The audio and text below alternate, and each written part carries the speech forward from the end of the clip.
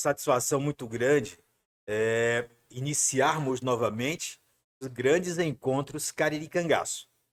Você de todo o Brasil vai se acostumar semanalmente com os grandes encontros Cariri Cangaço. Programas ao vivo, temas eletrizantes e convidados mais que especiais. E além deles, nós vamos ter também os podcasts Cariri Cangaço em parceria com De Tudo Um Pouco, do empresário Aldemar Garcia. Então vocês nos esperem que será um conjunto de programas sensacionais. Inaugurando essa nova fase, o Fogo da Pissarra, com o conselheiro Cariri Cangaço, Wilson da Pissarra. Wilson, seja bem-vindo aos Grandes Encontros Cariri Cangaço, podcast de tudo um pouco. Obrigado, meu caro Severo. É um prazer estar aqui participando e abrindo essa nova etapa do Cariri. Maravilha. Wilson, quem era Antônio da Pissarra? Antônio da Pissarra era um agricultor, fazendeiro, casa de farinha, levava uma vida pacata até ser fustigado pelo cangaço, que desceu daqui do velho Pajeú de Flores, da região do Cariri. Nos idos de 1920, quando Horácio Novaes estava fazendo peripécias aqui no Vale do Pajeú, alguns parentes dele, da família Novaes, tinham migrado à região de Porteiras, Jardim, tinham se dado bem, estavam bem financeiramente, bem relacionados. E a mãe de Horácio, que era tia deles, pediu para para os sobrinhos, Urias e Afonso Novaes, arrumar uma colocação para ele lá, para ver se mudando de ares ele mudava de conduta. E aqui ele já estava flertando. Então eles arrumaram o cargo de delegado na cidade de Porteiras. E Horácio, de início, se deu muito bem, porque era um homem alto, mal encarado, corajoso, mas desdenhava muito das E autoridades. tinha uma índole, né? Beligerante, né? Beligerante ao extremo, né, Wilson? E eu corri já tem uma coisa, não foi pelos ídolos e 25 ele já veio, foi de lá para cá. Veio de lá para cá, exatamente. Foi na época, cerca de 1918. 18. Na seca de 19 ele já era delegado. Ele não tinha a menor, vocação para... Não tinha para bons relacionamentos. A primeira pessoa que ele se desentendeu foi com Chico Chicote. Chico Chicote é de um dos maiores clãs daquela região de Porteira, Brejo Santo, Jati, não é verdade? Exatamente. Os Lucena, né? Os Lucenas. Chicote era um apelido do pai, diminutivo de Chico. O pai, ele herdou o nome, chamavam Chico. A gente pensa que é chicote de bater. Mas chicote era a abreviatura. E ele era o caçula da prova. Dois irmãos deles já eram prefeitos, um em Milagres, outro em Brejo Santo. O de Milagres já tinha sido prefeito. Eram homens bem relacionados. Era o caçula e problema. Mas vamos era a ovelha negra, né, da família. Exatamente. Mas vamos a Horácio. Nós voltaremos para Chico. E Horácio, logo com Chico, 2 cabras de Chico, um final de feira, beberam umas a mais, estavam fazendo clássico. Ele, como delegado, prendeu os caras no outro dia, deu uma surra em cada um e mandou para as Guaribas. Chicote ficou. Porque se ele tivesse ido queixar Chico Chicote talvez tivesse feito pior. Guaribas era a fazenda de Chico Chicote, né? De Chico Chicote, município de Porteiras. De Porteiras. Mas Chico Chicote já gostou. Depois se desentendeu com nada mais, nada menos do Coronel Santana. Na seca de 19, a fome estava muito. E o Coronel Santana tinha muitos moradores. Subiam a serra à procura do que... Só um parênteses, né, Wilson? É importante que os amigos de todo o Brasil saibam. Coronel Santana é um dos maiores potentados de toda a região sul do Ceará, da Serra do Araripe, de todo o Cariri. Coronel Santana da Serra do Mato. Se me interromper. Com certeza, foi excelente. O Coronel Santana, esse pessoal dele subia a serra, matava gado, salgava, para escapar da fome. Só que estavam fazendo isso com gado dos fazendeiros de Porteiras. Os fazendeiros se queixaram o delegado subiu a serra, né, e eles aplicou uma surra, né, e com o sal que eles levaram para da carne, as dele, as feitas,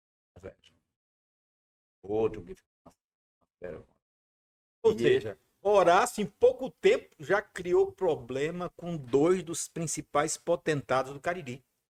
E ele já tinha saído do Pajeú para tentar arrumar o seu caminho lá no nosso Cariri do Ceará. E chegou lá, parece que o negócio entornou pro lado dele, né, Wilson? ele fez isso. Procurou a via legal para acabar com. Tinha um cabra dele, ex-soldado da polícia, por indício, a cobra preta. Estava incomodando. O famoso Cobra O Preta. famoso cobra preta. E estava incomodando o próprio patrão, Sim. o Coronel Santana. Sim. O Coronel Santana, para se livre, cobra preta, e se vingar do Horácio, mandou um filho, mais tarde, um cabra de chamar cobra preta, uma meia-noite, dizendo que era para uma empreitada. Quando Cobra Preta abriu a porta, eles atiraram nele. Como Cobra Preta era parente dos caras que foram açoitados e havia dito que ia se vingar de Horácio, Horácio, pelo assassinato. Horácio foi arrestado, perdeu o cargo de delegado.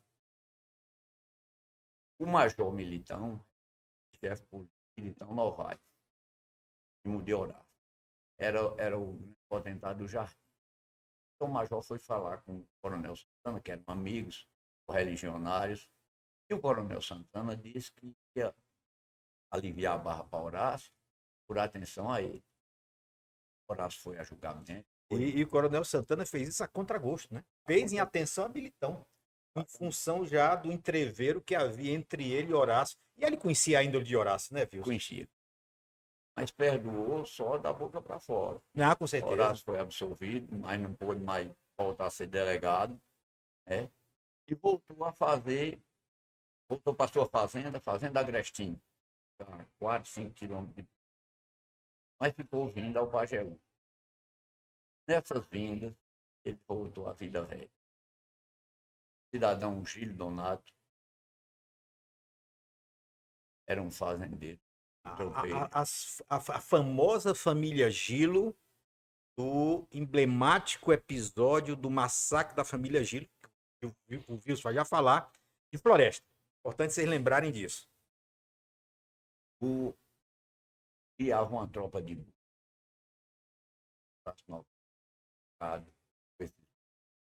levou para Porto e foi vender em Lavras da Mangabeira a outro grande homem, Coronel Raimundo Augusto. Raimundo Augusto, do clã dos Augustos, Fideralina Augusto.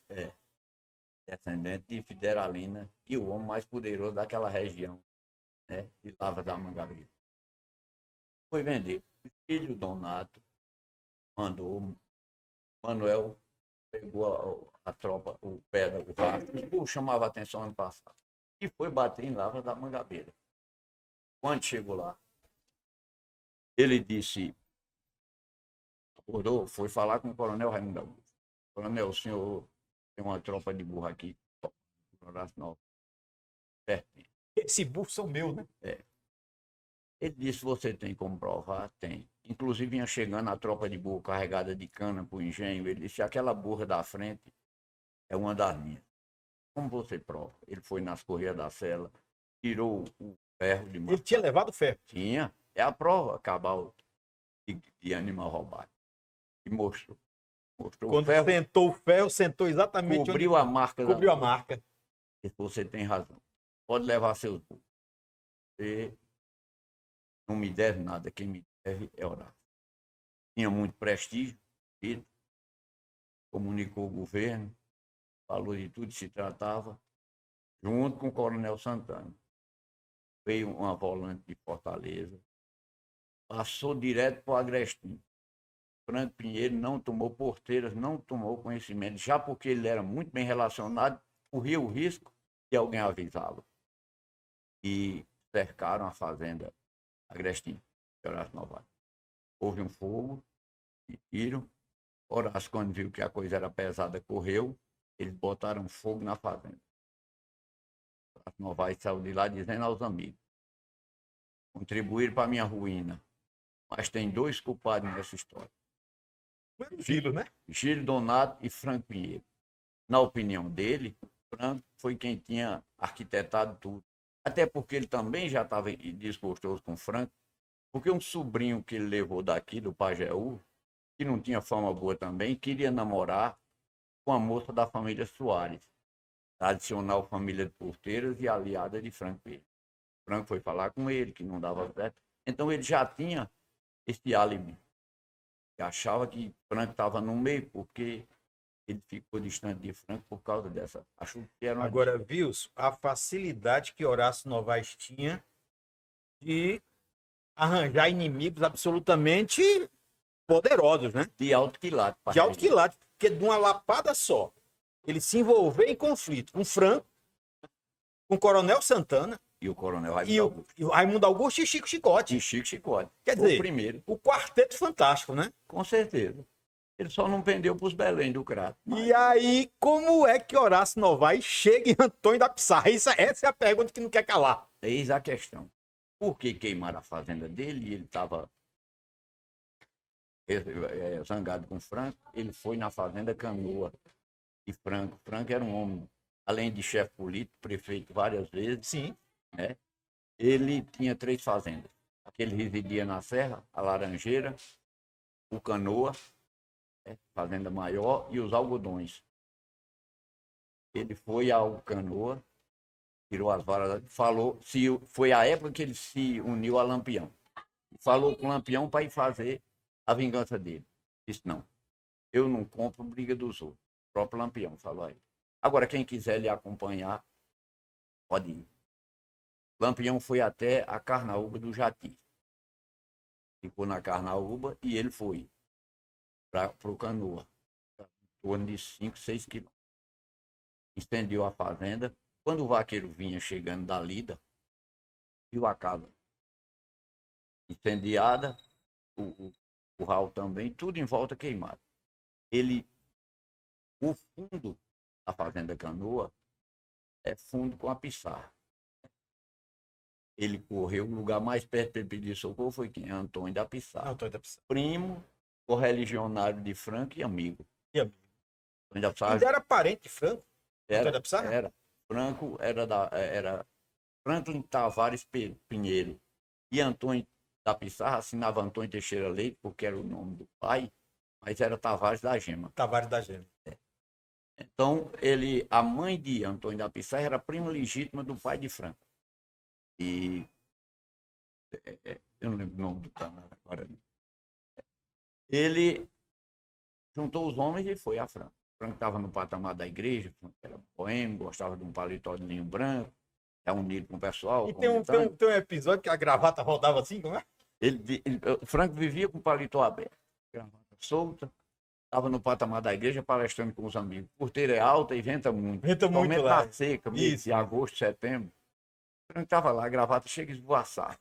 Só Franco, tu tá vendo aquele fogo acolá? Ele estou, ali é um cabo macho que botou uma broca grande, tá pegando. Ora, um cabo macho que botou uma broca grande, era Horácio Novaes queimando a casa dele mesmo. Não, Franco, é Horácio queimando, o vaqueiro conhecia Horácio foi delegado. É Horácio queimando Canoa. Pode ter o vaqueiro aqui.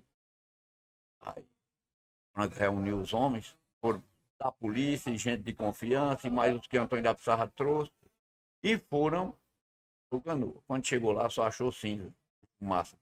Não tinha mais nada. Depois Horácio volta para cá e faz arquiteta a vingança com analogia, até ser expulso. Só que eu pulei uma parte. Horácio, quando soube que Antônio da Pissarra prestou apoio a Franco, disse que ficou com raiva de Antônio também. e mandou um bilhete para ele, que ele mandasse 4 contos de réis, se não faria com a Pissarra a mesma coisa que fez com a canoa. Você ia pulando, na verdade, o episódio mais importante. Mais importante, o Não é? que Porque a inseriu o partir Antônio da daí, Pissarra ao mundo do ao cangaço. mundo do cangaço. Porque daí foi que seu Antônio da Pissarra foi a Padre Cícero para resolver o problema de Horácio. É. Mas quem vai contar é você, diz aí. Da década de 40 em diante, quem queria escapar da seca das agruras do Nordeste corria para São Paulo. Mas anterior à década de 40, o pessoal seguia para o norte, o Maranhão. Maranhão. Antônio da Pissarra disse, eu não vou ficar aqui para ver um negócio daquele. Franco, que tinha prestígio e dinheiro, ele fez do Não, jeito mais que comigo, fez. hein? Aí a segunda esposa dele, Dona Carolina Miranda, disse não. Ah, nessa época era Dona Carolina, Era. segunda esposa. Sim. Ele disse, não, vá se aconselhar com o Padre Cícero. O Padre Cícero, um antigo amigo da família, é tradicional. O padrinho do Padre Cícero, que financiou os estudos dele, o coronel Luiz Alves Pequeno, era da família de Antônio da Pissarra. Descendente de Canela Preta, tanto quanto Antônio da Pissarra. Olha aí. Depois o Padre Cícero, quando foi financiado por o coronel também, foi para o seminário, foram 2 tios de Antônio da Pissarra, junto com o Padre Cícero, concluíram no seminário da Praia, em Fortaleza, o curso de padre. Então o vínculo era muito grande. A família do Antônio da Pissarra não pegava fila para ter uma... Não, chegava no Juazeiro, aquela fila danada, mas ele furava a fila. Se chegasse a Beata e atender, de quem é? É família do Padre Joaquim Manuel Sampaio, colega de seminário. Se ele estivesse na sala da frente, dizia, deixa entrar que é gente minha. O Antônio da Pissarra passou tudo para o Padre Cícero. Disse, meu amiguinho, chamava todo mundo ele dava uma pensada para poder... Seu caso é como a preaca do tio. Preaca era a ponta de uma flecha. Sim, preaca. Se tirar, se deixar no tio, ele morre. Tio flechado. E se tirar, ele morre, porque quando vem trazendo tudo. Né? Se você mandar o dinheiro, ele vai dessa vez. Mas quando ele sentir necessidade, ele volta de novo. Volta e olha o conselho estoque novamente, né? Estoque novamente. Sabedoria, né, padre? Quando você não tiver, ele vem e queima do mesmo jeito. Agora, eu sou o Padre Cícero, tinha uma rede de informantes. Era os milagres. Eu costumo dizer, Wilson, que nada acontecia no Nordeste sem que o Padre Cícero soubesse. Ora, um homem que passava o dia conversando com todo mundo, era ligado aos a mais alta elite do sertão. Exatamente. E da capital. E da capital. Então, todo o tempo recebendo aquela nação romeira e ouvindo tudo, né? Realmente grande na política. Foi deputado federal, foi vice-governador, que na época era vice-presidente. Vice-presidente. Né? Foi prefeito, foi o primeiro prefeito de Juazeiro. Perfeito. Então ele disse, eu tenho informação que Horácio está ligado a Lampião. E eu tenho aqui uma tia de Lampião e uns primos dele. O Padre Cícero que disse que tinha uma tia de Lampião e um sobrinho. Aqui, que eram os Paulos. Eram os Paulos, sobre a minha proteção, e querem ir para um lugar onde eles possam ter lugar para alojar seus burros e ter liberdade. Né? E se ele está ligado a Lampião, se você dá proteção a uma tia de Lampião e aos seus primos, ele já quebra a força dele. Ele não vai mexer com você. Ei, Wilson, deixa eu falar uma besteira, então. Talvez o Padre Cícero aí matou 2 coelhos com uma cajadada só. Com certeza. Não é? Relocou o pessoal que não queria ficar na cidade e resolveu o problema. Se livrou dos Paulos e resolveu o Antônio da Pissarra. Pois é, os Paulos tinham ido daqui, Pajeú, depois da morte de Zé Paulo, por Clementino Quelé. Clementino Quelé. Então eles acharam melhor ir para a Meca do Sertão. Perfeito. Todo mundo ia para lá. Os irmãos de Lampião já se encontravam lá, então eles foram para lá também. As irmãs dos Marcelinos também se encontravam lá. Todo mundo, os proscritos, iam todos para Juazeiro. Então eles vieram para cá. Nesse período, os meninos, os Paulos, Sebastião e Chico, Domingos Paulo já era casado e ficou em Juazeiro. Não veio para Pissarra. Só os 2. Os 2, a mãe e uma menina, uma filha adotiva de Dona Abda. Meninota. Dama de companhia, na verdade. Dama de companhia. E encontraram com o Lampião nessas andanças. Onde é que vocês estão? Estamos na casa de Santo Antônio da Pissarra, estamos na propriedade de Santo Antônio da Pissarra, um homem muito bom, trata a gente muito bem. Fios, é importante essa informação. Ali, certamente, Lampião já tinha ouvido falar em da Pissarra. A Pissarra era um grande corredor. É. É um corredor que ligava o Ceará ao Pernambuco. Exatamente. Né? Mas com essa ligação da família Paulo, ele começou a olhar São Antônio com outros olhos. Concorda? Com certeza, com certeza. Quando veio a formação do Batalhão Patriota em represália à Coluna Prestes, estava subindo, andando pelo Brasil, Floro foi incumbido pelo governo federal, era deputado, de organizar um batalhão no Juazeiro. E, de fato, organizou. E foi aconselhado a chamar Lampião e os cangaceiros para dar proteção. Isso aí é...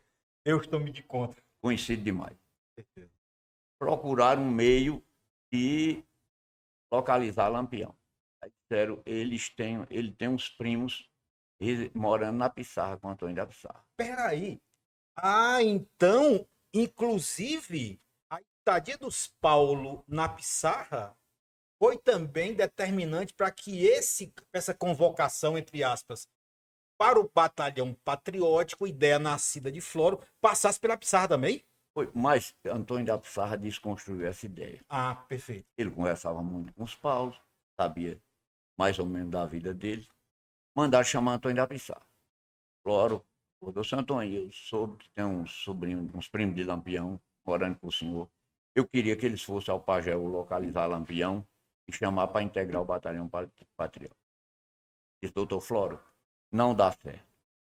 Se os Paulos entrarem no Pajeú, eles estão lutando por aqui. Se eles entrarem no Pajeú, Clementino mata eles. Já matou o irmão mais velho. E o que é? O senhor manda um oficial, uma volante, procurar Né Pereira. Né da Carnaúba. Né da Carnaúba. Aqui do Né Bonome. Pereira Valões, do Bonome. Do Bonome. Então, o avô da nossa querida Silene. Com certeza. Abraço, Silene, para você. Grande Silene. Mandou procurar seu Né para localizar Lampião. Eles vieram. Antes de encontrar seu Né, tiveram notícia de Lampião, foram a Lampião. Um bilhete com a carta do Padre Cícero, convocando ele. Lampião, muito desconfiado, trouxe a carta para quem? Para seu Né da Carnaúba. Autenticar a letra, né? Exatamente.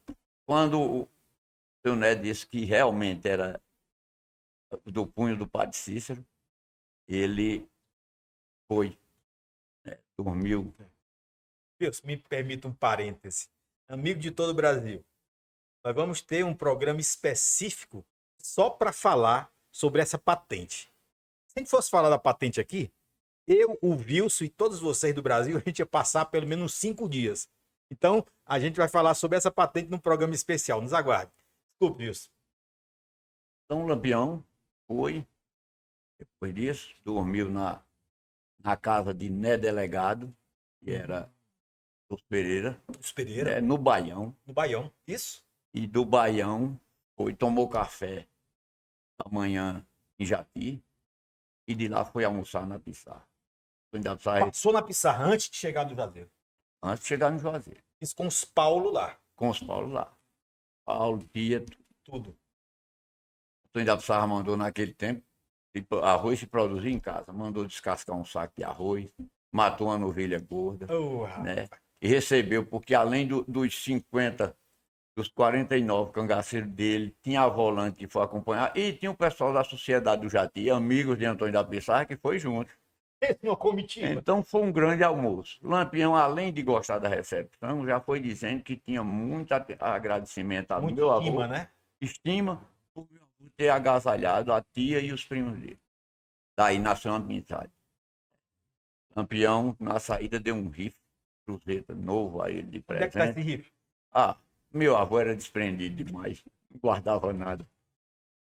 E rumaram para Porteiras, né, dormiram em Porteiras, e no outro dia desceram para Barbalhas, fizeram compra em Barbalhas e entraram triunfante no Juazeiro. Deram água para os cavalos. Deram água ali no Caldas. O Caldas foi na volta. Na volta, né? Na ida, eles foram pelo Coronel Santana. Exatamente. Né? O Coronel Santana, que ele já conhecia do tempo que era cabra do senhor Pereira. O Perfeitamente. senhor Pereira não fazia a nossa rota, fazia a rota de Conceição, ia para Zé Inácio do Barro, vinha para o Coronel Santana e entrava de volta pela Paraíba. Essa história, viu, Wilson?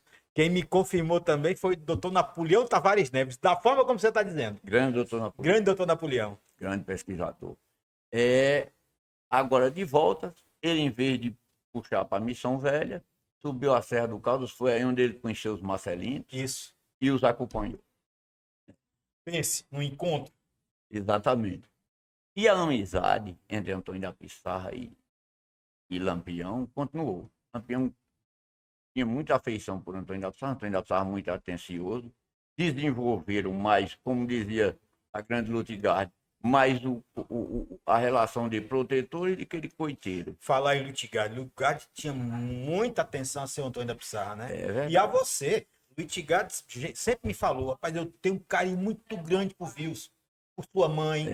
E teve várias vezes que eu Antônio lá, né? Exatamente. Ela dava aula de doutorado e pós-graduação aqui no Cariri, pelas universidades do Rio, que dá esses cursos de extensão. Isso. E no período, no meio da semana, isso era no final da semana, no meio da semana ela passava a semana lá em casa.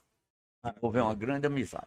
Wilson, depois desse episódio da patente, será um programa específico, a gente vai encontrar outro fato determinante que seria a chegada de Virgínio e Ezequiel na Pissarra. Com certeza. E aí?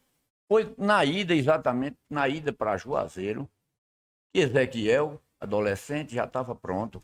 Ezequiel, o irmão mais novo de Lampião. Caçula, exatamente.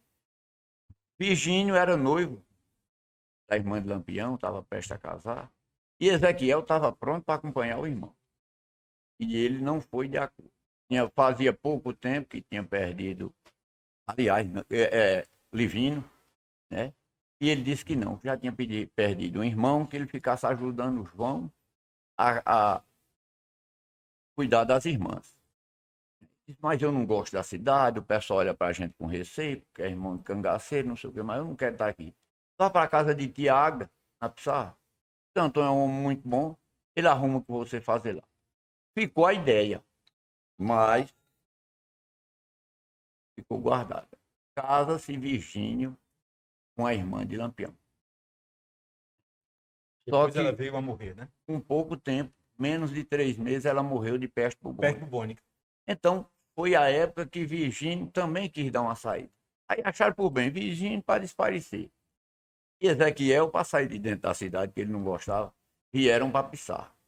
E semearam. Seu Antônio estava muito bem arranjado, viu? No final do primeiro semestre de 26. Né? 4, 5 meses depois que o Lampião esteve lá. Ficaram por lá e tudo, sempre alimentando aquela ideia de entrar para o cangaço. É procedente que o primeiro combate de Virgínio e Ezequiel foram a partir de Bom de Vera, que passou lá e carregou ele para o Minadouro, que foi o Minadouro o primeiro combate? O primeiro combate deles. Bom de Vera participou, colaborou com o Lampião aqui no Grande Fogo da Serra Grande. Isso. Né? 26 de março de 1926. 26 de novembro de 1926. Daqui ele rumou para Pissarra. Né? Houve a grande dispersão. Sim. Então, o cangaceiro o subgrupo da Paraíba foi para Paraíba, do Ceará foi para o Ceará. Ele foi direto para Pissarra. No início de dezembro, ele estava na Pissarra. Foi quando os meninos disseram que tinham vontade de entrar, mas Lampião, então vamos comigo. Ora, ele puxou até Lua Branca. Lua Branca vinha buscar uma carta de recomendação de Antônio da Pissarra. Isso tem no livro de seu José Peixoto Júnior, Bom de Vera. Ele vinha buscar. Grande amigo Zé Peixoto. Antônio Pissarra era muito bem quisto por os comerciantes de Juazeiro. Então ele veio buscar uma carta de recomendação para poder arrumar um emprego. Essa carta nunca chegou, né? Não, encontraram com os dois irmãos, o 22 e o Bom de Vera. Eles não vai ser empregado de ninguém não, vamos ser cangaceiro. E levaram ele, você tem uma ideia. E de carona levaram Ezequiel e Virgínio. Não, isso aí foi depois. Depois. Né? Aí ele disse, não, vamos embora. Aí foram. Isso aqui foi no dia 26 de novembro. Eles passaram lá, passaram uma semana descansando, porque a andada foi grande, Sim. a brigada daqui A brigada também. foi grande. E E a depois persiga estava grande, né? foram em procura do Pernambuco. Foi aí onde ele fez uma desfeita a um correligionário de Chico Romão, fez um assalto Em Serrita. em Serrita, e Chico Romão mandou comunicar no Salgueiro, e o cabo Afonso Rodrigues foi com 14 praças, Pelo amor e de Deus. cercaram ele na noite de Natal. Ele estava namorando, né, de bem com a vida. Episódio marcante demais. E Afonso Rodrigues cercou a casa e disse: você está brigando com a volante de Teófanes Torres, se entregue que eu lhe dou garantia. A resposta foi: fala. Bala. Olha, imagine aí, os dois recrutas que estavam com o Bom de Vera era nada mais nada menos do que Virgínio e Ezequiel. Mas e no Minadouro, Wilson? No Minadouro, quando o fogo apertou. Sim, aí Antônio da Pissarra foi resgatado. Já tinha muito conhecimento Na casa de seu Né. de seu Casé Marinheiro, Seu Casé, que é tio dos marinheiros. tio dos marinheiros. Aí lá conversando com os próprios marinheiros, e aí os meninos aprovaram. Ele disse: o Virgínio é tranquilo, é homem que aguenta fogo. Agora o Ezequiel, Lampião mandou tomar de conta de uma janela. O Bom de Veras mandou ele tomar de conta de uma janela, e ele Ele não aguentou não, o não tranco. aguentou. Amarelou. E Bom de Veras despraguejou muito ele: tu não é irmão do Lampião, tu não quer ser Não é macho, cangaceiro, não. tu não é valente, não é macho não. Mas ele amarelou. Podia ser só a estreia, né? É, e como foi, né? Exatamente. E como foi. Então, ele disse: agora você não pode ficar abertamente. O Virgínio gostava muito desses negócios de negociar em feira, com miçanga, trazer do Juazeiro, fazia as catilhas dele nas feiras. Deu certo E com o seu Antônio da Pissarra Antônio, hein? dava muito. Um homem muito bem parecido, então onde é o Porque Virgínio era um homem branco, alto, né? chamava a atenção. Aí o pessoal disse: seu Antônio, e esse rapaz? Ele disse: é um parente meu que está passando uns dias lá em casa. Parente mesmo. Né? Já Ezequiel se afeiçoou mais com a vaqueirada. Ele gostava era do campo mesmo, né? Meu avô tinha um menino, um filho adotivo, e o vaqueiro, principiante, adolescente da idade dele, e era quem tomava conta da vaqueirice da Pissarra. E ele se dava muito bem com o Nezinho, então ele ficou, era Manuel e chamava Nezinho. Então ficou mais, e o Virgínio pela rua. Mas Aí, Wilson, me permita que uma indiscrição. Quando a gente faz essa leitura desse conjunto de episódios, essas ligações, a gente vai entender, com todo respeito, me entenda, o quanto o episódio de 28, com a pseudo-traição de Antônio da Pissarra, machucou Virgulino. com certeza. E Antônio da Pissarra também. Não, eu sei, né? E, inclusive, seu avô disse, né? Com certeza. Rapaz, porque, na verdade, se criou ali um laço, né? Interessante isso. Muito forte, né? E ele nunca esqueceu. Ele A nunca prova esqueceu. foi mandar Moreno, em abril de 28, fazer a vingança, Fazer a vingança. né? Por uma quantia razoável. 50 contos de réis. Ora, a Pissarra todo dia foi Aí 10. seu Antônio disse que Moreno mijante, eu vou almoçar ele, né? Pô. Então, Antônio da Pissarra disse: agora vocês não podem mais ficar abertamente, andando em feira e andando de estrada acima, estrada abaixo, tocando gado. Vocês vão ficar mais reservados e vamos esperar Lampião para ver o que é que ele diz. Lampião ficou aborrecido com a atitude do irmão e do cunhado, mas disse: agora já estão chafurdados, vamos embora, né? Como de fato foram a Mossoró, né? E migraram para a Bahia. Foi da meia dúzia que passou para lá, Lampião e mais 5, eles estavam no meio, Ele tava no meio, né? Verdade. E ganharam outra projeção. E Meu ganharam avô outra se projeção. admirava, que meu avô gostava muito de ler. E esses escritores que faziam pesquisa lá, diziam: eu não sei como agradecer. Ele dizia: quando você fizer seu livro, traga um para mim. Tragam para mim. Ele adorava ler. Isso. E quando contavam aquelas barbáries que Virgínio fazia na Bahia, ele dizia que não dava para imaginar um homem tão tranquilo, tão calmo, fazer E aquela... que acompanhou muitas vezes, né? Seu Antônio no Jati, na Com Porteira, no certeza. Brejo Santo. É Wilson, verdade. 2 pontos que eu gostaria que a gente se tivesse agora. Um, absolutamente marcante, que foi a autoentrega de seu Antônio da Pissarra. A autoentrega de seu Antônio da Pissarra. Exatamente. Fale sobre isso. Foi no fogo de Chico Chicória, começado no dia 2 de fevereiro de 1927, dia de Nossa Senhora das Candeias, para os católicos. Né? Quando houve uma campanha de moralização, e esses coronéis, esse pessoal que tinha crime, o governo queria chamar a atenção para dar até uma satisfação. E Chico Chicote tinha um crime de Zé Franco, cunhado de senhor Salviano. Sim. Então era acusado por esse e outros crimes. Inclusive o assalto de Aurora. Assalto de Aurora. Então veio Encadeou o cerco a Guaribas. Exatamente. Um dos fogos mais emblemáticos da história do coronelismo e do cangaço em todos os tempos. Com certeza. Então veio a intimação para Chico Chicote e prestar depoimento em Juazeiro, as autoridades em Juazeiro, né? E a maior autoridade naquela época era quem? Juvencio Santana, filho do Coronel Santana, filho do Coronel Santana, vizinho do Padre Cícero. Secretário de Justiça do Estado de Ceará depois. Chico Chicote disse que não ia. O irmão, Chico Chicote, que era prefeito de Brejo Santo, foi lá. Uma verdadeira comitiva de homens de bem. Chico, vá, que a gente ajeita tudo. Você vai prestar depoimento, dar uma satisfação à sociedade e às autoridades. Isso. Né? Se por acaso você ficar detido lá, a gente lhe tira. E se não, você presta depoimento. Eu não vou, não. Quem quiser, vem aqui. O outro, Manuel Inácio Luceno, o coronel Manuel Spott, que na época tinha sido prefeito de Brejo Santo e era prefeito de Milagres. Foi lá também. Ele foi irredutível. Ele era cabeça dura. Então veio o tenente José Gonçalves Bezerra, né, fazer atrás dele. Né? A trama foi muito bem arquitetada. Tiveram vários cérebros. Exatamente. Na verdade, tecendo aquela trama. Tecendo. E também não vinha só para Chico. Nego Marrocos, que morava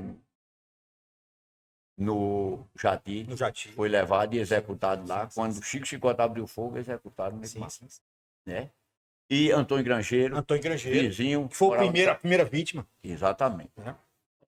E Chico Chicote brigou bravamente. Antônio da Pissarra, quando soube Lampião tinha passado na região, estava em cima da serra. Estava lá no... Então o primeiro boato que apareceu era que era Lampião atacando Chico Chicote. Antônio da Pissarra, protetor de Lampião. Amigo de Chico Chicote, vizinho de terra. Porque todo fazendeiro grande naquela época tinha uma fazenda na serra, que tinha água abundante para o verão. E para o inverno tinha uma propriedade no sertão. Que tem um climazinho ameno. Exato, mais enxuto. Claro. Né? Chico Chicote era dono do custódio, das Guaribas e do custódio. O custódio vizinho da Pissarra. Amigos, então ele se sentiu na obrigação, do jeito que ele se sentiu na obrigação de prestar socorro a Franco, ele foi. Chegou em Porteira, subiu com os homens dele, chegou em Porteira, chamou o destacamento, né? Tinha dois filhos de Chico Chicote que estavam vindo da casa do cunhado de senhor Miranda, futuro sogro de Lulu da Pissarra. Juntaram a ele, fizeram um grupo de mais de 20 homens. E ouvindo os tiros. O tiroteio. Quando chegou lá, que houve um cessar-fogo, Antônio da Pissarra foi falar com o Lampião. Lampião, isso com José Gonçalves Bezerra. Foi falar supostamente com o Lampião, mas na verdade ele estava falando com o Zé Bezerra. Zé Bezerra.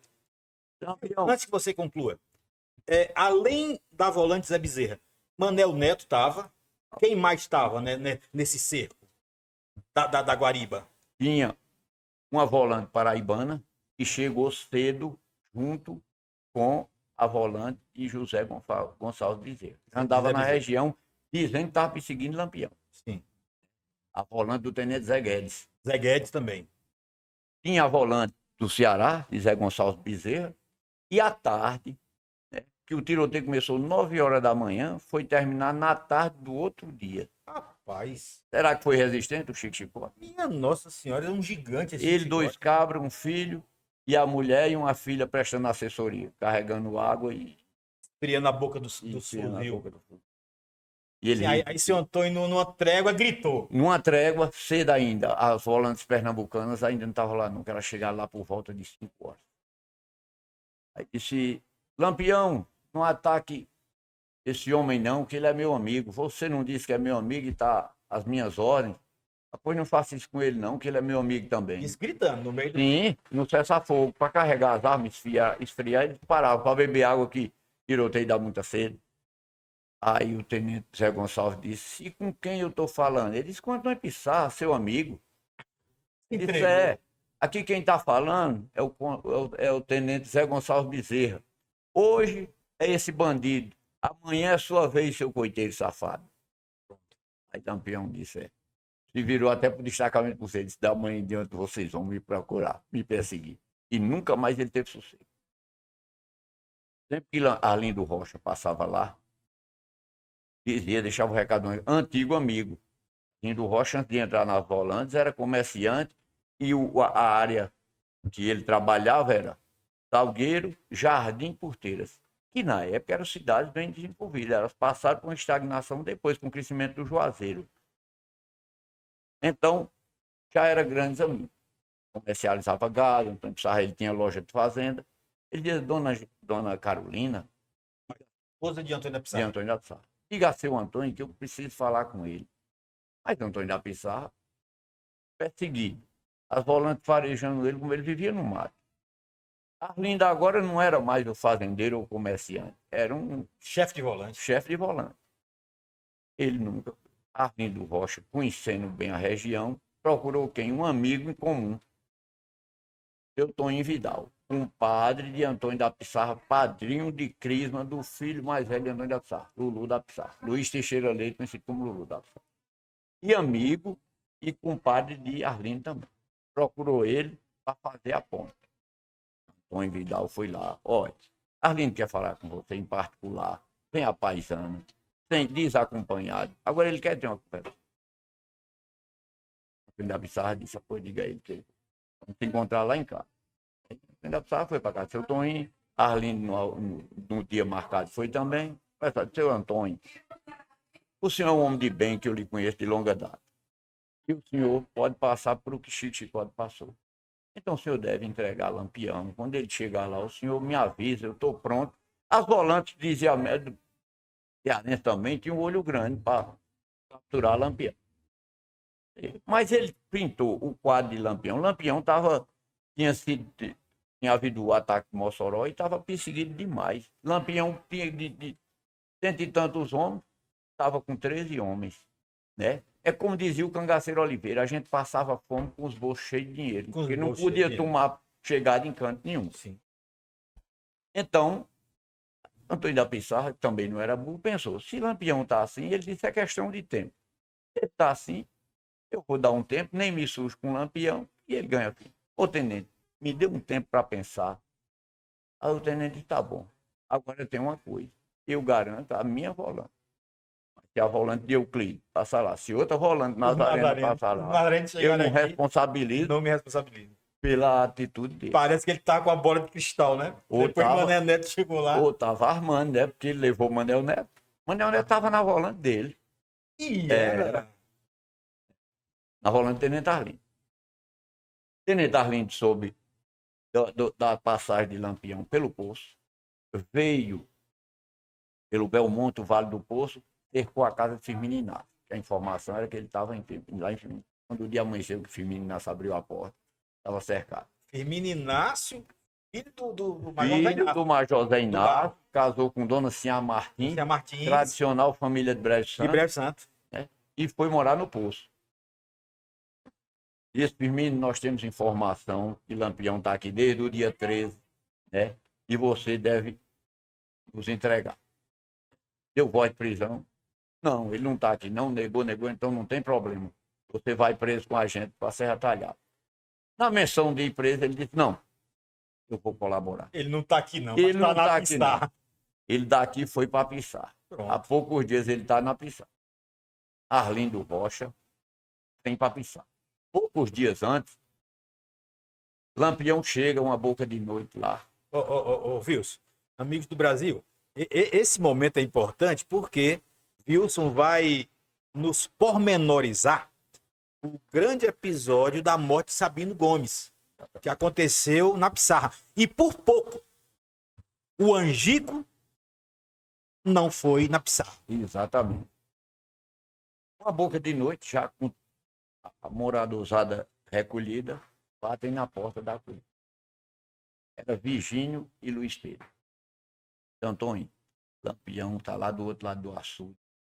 Quer falar com o senhor e leve mantimento, que nós estamos tudo bom. Olhou, mandou a mulher olhar nas panelas, não tinha nada. Então, Antônio Pissarra levou queijo, rapadura, farinha, coalhada escorrida, para fazer queijo de manteiga. Tinha, né? O que tinha, levou. Eles comeram tudo. Aí disse, Eles estavam próximo da casa, né, Wilson? Estava em torno de 200 metros. 200 metros. A perseguição estava grande também, eles não iam tomar a chegada assim. Não. Aí ele tratou da situação, disse, agora Sabino tem uma encomenda para fazer o senhor. Sabino, seu Antônio. Quem disse isso foi Virgínio. Foi? Não. Foi, ele já estava lá com o Lampião e Sabino. Sim, ele dois chefes. Levando os mantimentos. Sabino disse, seu Antônio, eu encomendei uma munição a Júlio Pereira. Eita, Júlio Pereira. Famoso Júlio Pereira. Já está. O Juazeiro. Né? E eu queria que o senhor fosse buscar. Ainda a Pissarra foi buscar essa munição. Quando chegou lá, Júlio Pereira, era muito esperto, disse, sabendo da situação do Lampião, disse, seu Antônio, sabendo da persiga, né? O senhor vai perdeu a viagem. Por quê? Porque a perseguição está muito grande aqui, a vigilância está muito grande, e eu enterrei essa munição nesse riacho atrás de casa, era mês de março, o mês mais chovedor da nossa região, e deu uma enchente grande e carregou toda a munição. Carregou a munição. Volta, Antônio da Pissarra, tem munição, tem nada, chega à noite por volta de 7 horas da noite, Arlindo Rocha, Manel Neto, e encontrou Zé Antônio do Nascimento, Zé Antônio da Coan, que também, sabendo que Lampião estava nas imediações, ia em procura do poço. Quando encontrou com a volante de Arlindo Rocha, acompanhado de Manel Neto, no sítio Baixio dos Baixos, fica a 6 quilômetros da Pissarra. Quando vai, rapaz, eu estou sabendo da passagem de que Lampião está aqui na região do poço. Ele disse, não, vamos embora. Não fez como Bezerra fez com o Odilon Flores. Vamos embora que nós sabemos onde está ele. Ele está na Pissarra. Bezerra escanteou Odilon no Angico. Antes de Antônio da Pissarra chegar com a negativa de Júlio Pereira, eles invadiram a casa de Antônio da Pissarra. Por trás, pelo lado norte, sim. O grosso da volante ficou escondido no alto. E os cabeças, Manel Neto, Zé Antônio, Arlindo Rocha, seus homens, seus braços direitos, como Raimundo Rocha, exatamente, claro. João Vaqueiro, ficaram dentro da casa. Quando Antônio da Pissarra chegou, eles... Que abriu a porta, estava lá. Dona Carolina lá nervosa, recolhida no quarto. Os meninos, 2 filhos pré-adolescentes, né? E... Olha já, senhor Antônio. Quem tomou para lá? Arlindo Rocha? Arlindo. A situação agora não dá para esconder. Nós viemos do poço e Firmino Inácio disse que ele está escondido aqui. É melhor o senhor não negar. Meu Deus do céu. Ainda a Pissarra, a pessoa disse, tenente, um homem não trai um amigo. Ele falou isso? Arlindo Rocha. O Anel Neto estava até escutando.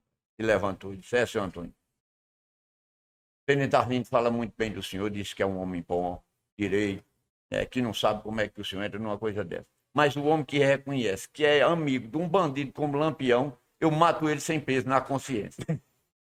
E caminhou para cima dele. Manel Neto. Arlindo Rocha tomou a frente. Calma, Manel. Vamos, Antônio. Sua família está aí. A mulher nervosa. Essas crianças. Pense neles. Não tinha saída? Ele não tinha saída. Não tinha saída. Aí disse, agora, o plano de Arlindo era o primeiro Angico. O senhor vai lá, diz que a perseguição está muito grande, que se viesse com essa munição, corria o risco de ser abordado, que vem um portador desconhecido com essa munição atrás, que ele espere que antes do amanhecer do dia, essa munição chegue aqui. Isso, Arlindo a engenhosidade de Arlindo. Para Antônio Pissarra ir no coito falar. Ele disse, tenente, Lampião sabe das coisas. Ele vai desconfiar desse negócio. Disse, gastou um pacote de cigarro do bolso. Acendeu um, tirou um, acendeu e disse, leva para Lampião. ele estranhar o cigarro, ele sabe das coisas mesmo. O Lampião fumou, não disse nada. Ele disse a história. Sabino disse, Lampião, seu Tonho está nos traindo. Sabia disso? Sim. Ele disse, Sabino, se seu Antônio é um amigo, se seu Antônio cavar um buraco, manda eu entrar dentro, eu entro.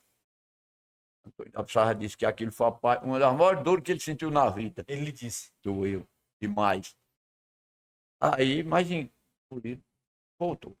Eles, por volta de 9, 10 horas da noite, depois dessa história toda, tomaram posição. E lá... As volantes. As volantes. Pelo meio, mais ou menos na direção que eles estavam, era um pé de alto. O baixio de um lado. Exatamente, você conhece bem a geografia. Sim. Eles estavam escondidos atrás daquela pedreira que eu lhe mostrei. Sim. Né? Sim. Mas de lá, na calada da noite, às vezes dava para escutar o que eles falavam. E Sabino sempre insistindo. O negócio está errado e tudo. Arlindo foi por o meio, com Manel Neto, com Ercílio Nogueira. Né? E Marculino Matias, Antônio da Pissarra por o meio. Mandou a volante, parte da volante dele, com seu irmão mais velho, o cabo Raimundo Rocha, pelo baixio. E pelo alto foi Zé Antônio da Conta. Meu Deus uma forma de ferradura. Era um angico. Era o primeiro angico. Então, quando, na hora propícia, ele já tinha combinado com o Antônio da Pissarra para chamar Lampião. Aí Lampião vinha e caía na Arapuca. Os outros dois fechavam e estava feito. Só que Sabino desconfiou. Aí disse, eu vou lá tomar satisfação. Por volta de 10h30, 11 horas da noite, eu vou lá tomar satisfação. Então vá.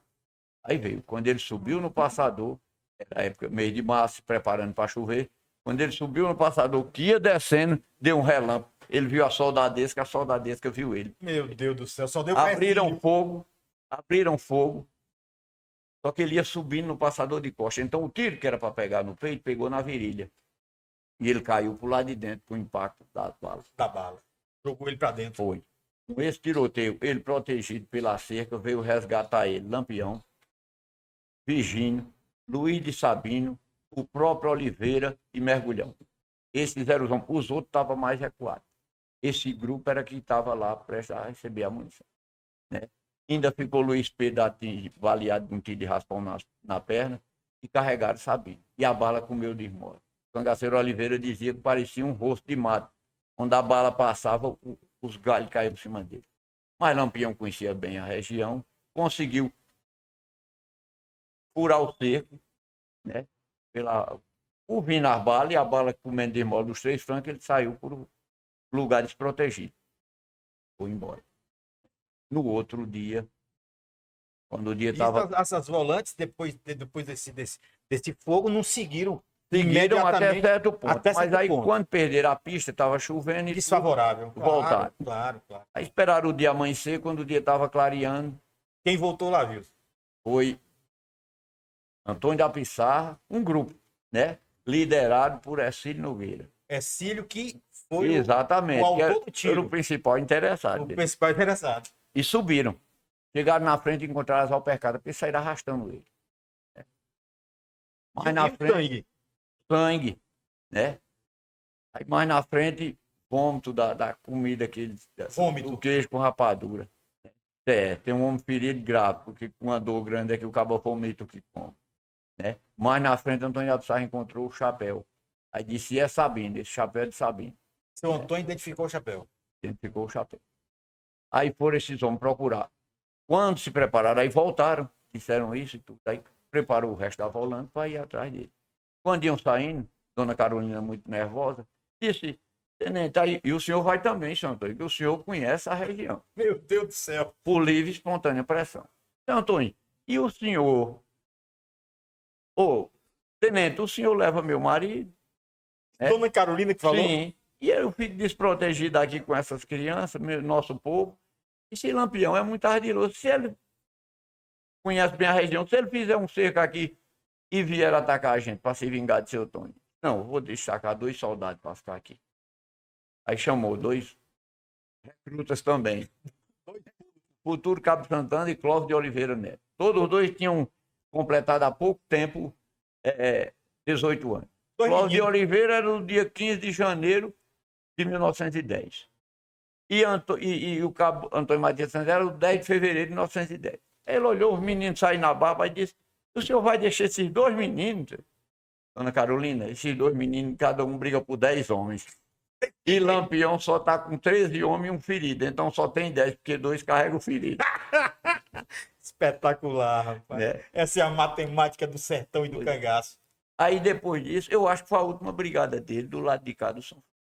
Foi na Pissarra. É isso aí, meus queridos amigos do Brasil. Esse é o programa inaugural do podcast Cariri Cangaço de Tudo Um Pouco. Para nossa grande satisfação, conselheiro Cariri Cangaço, meu amigo, meu irmão, Wilson da Pissarra. E você aguarde, que Wilson vai voltar muitas outras vezes para, junto com a gente, fazer os nossos tradicionais ao vivo. Wilson, seu abraço final à nação Cariri Cangaço de todo o Brasil. Com certeza. Primeiro, é um grande prazer estar aqui conversando com meu amigo Severo. De uma ideia brilhante, esse Cariri Cangaço. E estou sempre às ordens. Um abraço para todo mundo, para a família Cariri Cangaço, que hoje abrange praticamente o país inteiro. Grande abraço a todos e muito obrigado pela oportunidade. Cariri Cangaço, território de grandes encontros. Vem com a gente.